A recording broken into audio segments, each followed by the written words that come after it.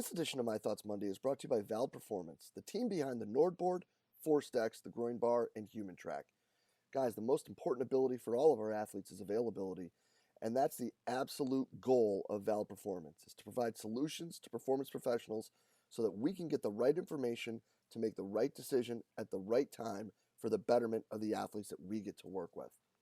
To do this, guys, they have a wide range of validated products that focus on usability, and having being founded by the School of Exercise and Nutrition Sciences at the Queensland University of Technology, they're extremely evidence-based and they're beyond transparent. I can tell you that our time using the Nordboard and being involved with Force Decks, we have been introduced to so many amazing people that have truly helped us become better coaches, have a better understanding, not just of the technology, but also what we're doing with our athletes. So make sure you hop over to valveperformance.com today to make sure you check out what they got. It's going to make you better and to do better by your athletes. The world of strength and conditioning is filled with some awesome practitioners who are always trying to evolve and continue to grow professionally throughout their career. The problem with many of us, though, is finding a new outlet, a new way, and a new perspective on the questions that we may have, whether it be programming, whether it be situational with dealing with coaches, or whether it be career advice. Because all too often what happens is we get stuck in with the same group of friends and the same group of colleagues that we reach out to for advice repeatedly over and over again. But what we should really be looking for is different perspectives, different people who have been through different situations who can help us make better decisions both for ourselves and our athletes. And one awesome place to start with that is the forums in the Strength Coach Network. In the forums in the Strength Coach Network, you'll be able to reach out and get feedback, input, and advice from coaches from all over the world, from everything from career advice to training modalities to programming. There's people there just for the same reason as you are, to try to get better, to learn, to share information, and to grow the field of strength and conditioning. So hop on over to strengthcoachnetwork.com/CVASPS. That's strengthcoachnetwork.com/CVASPS to dive into all that great content today and get your 48-hour trial for only $1. I look forward to seeing you in the Strength Coach Network. Hey, what's happening, everybody? Jay DeMayo coming at you with this week's edition of My Thoughts Monday. Today, guys, I kind of want to have a little bit of a different sort of talk/rant when it comes to something that's really picked up some steam here in the sports performance world, and I think it's something that is really awesome, but I think it's something too that we really need to keep, under check, or at least an eye on, and have a pretty solid understanding of. And that's the role of metrics in what we do. And this stems from something that I'm really lucky to be in a situation to be in, right? I've got some really awesome kids that I get to work with. I get some really, really great young student athletes that I get to spend time with every day, that are always inquisitive. They're always trying to find better ways that we can do things. They're always trying to be educated and understand what's going on when it comes to things and what we're doing and what we're looking at and what we're trying to progress and how we're trying to move forward and things of that nature.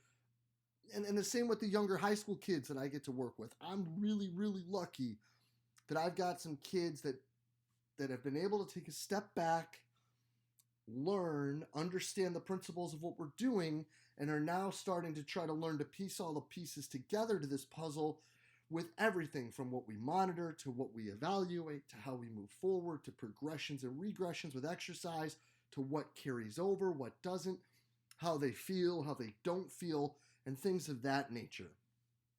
But I think that there's one metric that's really, really grown a lot in popularity, that has really, really taken off, and kind of it's, shall we call it, it's like power share in the world of physical preparation and how athletes are training and evolving and what we're looking at with them. And that's HRV, oddly enough. And I think that in some ways it's being a little bit misinterpreted, and it's started to become a little bit overrated with what we're looking at. I get it. Right now, I can hear you guys saying it. Whoa, Jay DeMayo just said that HRV is overrated. I mean, he's sitting here talking to us with his Aura ring on, and You can almost still see the sticker on his forehead from the Omega Wave he ran this morning. Like, this guy looks at HRV all the time. And you're right, I do. But I want to talk about how we're looking at it in conjunction with how it's being perceived right now and it's being interpreted and how people are communicating about it. Because I think that right now there are some aspects where we're missing the forest with the, for the trees with what we're doing. Because HRV definitely can tell us, or it can at least give us a glimpse into the functioning state of the autonomic nervous system, right? We know that. Well, we can infer that from what the numbers tell us, right? We know that as variability declines, we are leaning more towards the activation of the sympathetic branch of the autonomic nervous system. And we know that the sympathetic branch is the fight or flight, right? Is the heart rate up, so your variability decreases. It's, blood going out to the extremities and your brain trying to be cognizantly better so that it can remember. Basically, in these times of stress where you would have been like, uh-oh, here comes the lion, you remember how to get away from the lion, right? And then when it gets too big of a variability, then you're in your parasympathetic branch, right? Your parasympathetic branch is activated. And that is your recovery and restoration, right? So there's problem one, is that what is sometimes misinterpreted with HRV continually increasing as being a positive thing, at times, if it gets too high and stays too high, can show that an athlete is not able to get out of this recovery state or is in a state of parasympathetic overreaching. This is actually way more common than you would think. And in a sport like, say, basketball, where most of the work they do is that middle level work, you do see this. It's not as uncommon as you would think. So when people tell you that when we measure this number, which more often than not is RMSSD, right, which is the root mean of the square of the standard deviation of the time between your R to R intervals. And they say that the higher it is, the more, quote, ready you are. But that's not necessarily the case, right? Because if it's too high and you're constantly in this parasympathetic state, some things that we know is your heart rate doesn't go up as high as it should when you need to do these activities, right? And that, you have these like lethargic type feelings and you don't have the like excitement and the fired upness, if you may, because you're so far over to this side that you can't get to that. Can't's not the right word, but I think you know what I mean. You have a harder time getting over to the excitement state, the fight state. So you don't have those ebbs and flows that you're supposed to have when it comes to stress recover, stress recover, stress recover.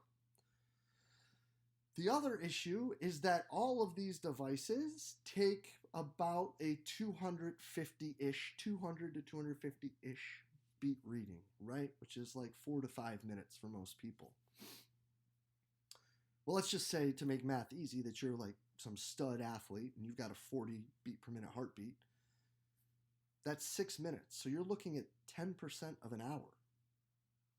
How does 10% of 1/24th of the day determine what your entire state for the whole day is? When in fact we know that there are a ton of things that can change your stress level. There are a ton of things that may not change your stress level. There are things that impact you and only you based on how you are interpreting the stress. You see an X. Maybe you care, maybe you don't, right? You see your significant other. Maybe that helps, maybe it doesn't. These kids take a test. Maybe it goes down, maybe it doesn't, if they do or don't care. We don't know. But in order for us to take a number, right, and to look at it, a number from, say, 7 o'clock in the morning, and to think that that's going to be their exact state of what they call readiness, or where I would look at it as where their stress level is, at 3 o'clock in the afternoon, I think we would all say is probably pretty naive. That there's a lot of things that can happen in those 8 hours that can either make it go up or down. It can make a day be great or be garbage. And when we sit here and we try to just utilize that number at that time to determine something later, then we get into trouble. Now, before we keep going, one, yep, I did it. When we started using the Omega Wave, we wanted consistent times. We did it all at the same time. We took the numbers at the same time, and it's what dictated what I did for the whole day. You're right, I did it. We had success with it, I think. I mean, it seemed to be. It seemed to work pretty well for us. But it's also the reason why we've gone to these. And by these, for those of you just listening, is the Aura Ring. Because I also know that everything that we do brings about some sort of pill fatigue, right? Nobody likes doing the same thing every day, all the time. It gets boring. It gets annoying, especially when you're doing something that may or may not impact something to bring about a change, or at the very least, the change that you want it to bring about. So we utilize this to look at a couple things. We utilize the Aura because it does take in a full nighttime HRV reading. So we know what their average HRV is while they're sleeping. We know that it also is going to give us some sort of a viewpoint as to what their sleeping is like. And this is, I guess they're saying, one of the better ones when it comes to this. To be honest, I haven't read enough research to say one way or the other, but I do know that my guys seem to think, the guys that are using it seem to think it does, and I seem to think it does. And all we're looking at with this is if their score, their readiness score from when they slept, is going to be a B or higher.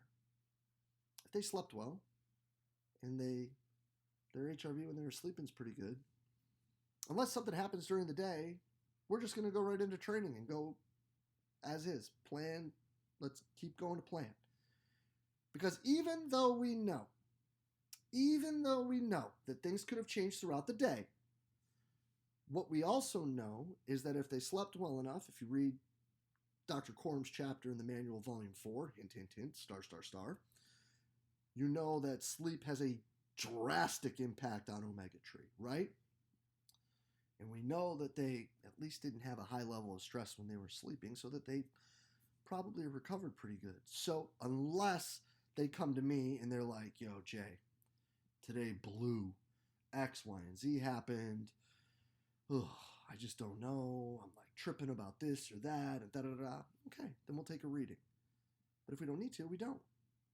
But if they either didn't sleep well or their readiness score isn't great, then when they come in, why not take a reading? Let's make sure that whatever we did through the day either helped us or didn't help us, so that if it didn't help us, we now know that we need to make changes to the training so that we can be best ready for what's most important, and that is to go out and do our skill work with our team at practice. So that's the change that we've made adding this in, because we know, right, that between the time the HRV is taken initially and when we're going to do our work, there could be changes. But we also know that people get pill fatigue. So if we do this too often, they're just going to kind of start to resent it. And unfortunately, I'm not as cool with people as Charlie is. And Dr. Weingruff can get these pros to do it every day. And I know that I've got some guys that will and some guys that'll tell me to go kick rocks. So if we can look at what the ring tells us and figure out, hey, today's a day, today's not a day. Today's a day, today's not a day. And even more so, look, like what if you, who was listening to this right now, what if maybe yours, when it's below a B, right? So you get 81 down, are days where you typically have alterations to your training. But what if the person sitting next to you right now, when their readiness is about a 75 on this in the morning, they come in and after lunch and they're good to go, right? Well, then the person next to you, when they have a C or higher, they don't need to take a reading because we know that that's where they are.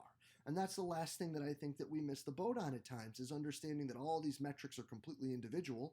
And we try to sit here and say, look at John versus Jane, and we try to compare what they do, when in reality, you can't do that because different people interpret things differently and are in different states with everything, fitness or how they function or how they eat and how they sleep and what their family's like and what they were doing for their entire life before they saw you. So to sit here and try to interpret everyone's number the same way is really going to be hard, because you're going to miss the outliers, and you got to understand that there are going to be outliers. So that's just my rant for today. I think that, yeah, HRV is helpful. Yeah, I look at it a lot. Yeah, and we use it for a lot of different things to help our kids do better. But we have to remember that none of these numbers are a deity, and we have to also know their limitations before we start giving these kids the business about what these numbers are telling us. Because at the end of the day, we need to use the numbers to drive better decisions, to bring better training interventions, not to sit here and pick fights and pick on kids, because that's just not cool. So, as always, guys, truly appreciate everything you do for us here at Central Virginia Sport Performance. We'll be back next week with another My Thoughts Monday. I'll see you then.